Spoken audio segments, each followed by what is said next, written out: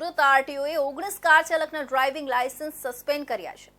19 car ચાલકના driving licence જપ્ત કરીને 90 દિવસ માટે સસ્પેન્ડ કરવામાં આવ્યા છે। હવે આ કાર ચાલકો આગામી 90 દિવસ સુધી વાહન હંકારી શકશે નહીં।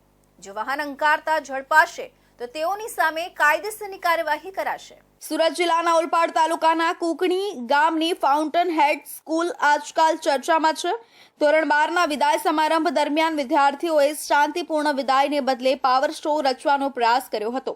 30થી વધુ લક્ઝરી કારો સાથે વિદ્યાર્થીઓએ કોઈ મંજૂરી વિના સ્કૂલ સુધીનો કાફલો કાઢ્યો અને સ્ટાઇલબાજી કરવાને કારણે વિવાદ ઉદ્ભવ્યો હતો, જેમાં કાર ચાલકો સામે આરટીઓ દ્વારા કાર્યવાહી કરવામાં આવી છે, જેમાં 19 કાર ચાલકોના ડ્રાઇવિંગ લાયસન્સ રદ કરવામાં આવ્યા છે। વિદ્યાર્થીઓનો લક્ઝરિયસ ફોર વ્હીલ કાર સાથેનો વાયરલ વિડીયો સામે આવ્યો હતો। સુરત આરટીઓએ 19 કાર ચાલકના ડ્રાઇવિંગ લાયસન્સ સસ્પેન્ડ કર્યા છે। 19 કાર ચાલકના ડ્રાઇવિંગ લાયસન્સ જપ્ત કરી 90 દિવસ માટે સસ્પેન્ડ કર્યા છે।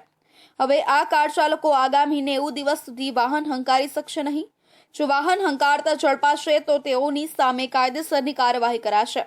સુરત ડીઈઓ એ ફાઉન્ટેન હેડ સ્કૂલને નોટિસ પાઠવીને 2 દિવસમાં જવાબ આપવા માટે કહ્યું હતું, જેમાં સ્કૂલ દ્વારા ડીઈઓને મૌખિક ખુલાસો કર્યો છે કે આ ફેરવેલ પાર્ટીમાં કારનો કાફલો સ્કૂલની બહાર થયો હતો, જેની જાણ અમને હતી નહીં। વિડીયો વાયરલ થયા બાદ અમને જાણ થઈ હતી।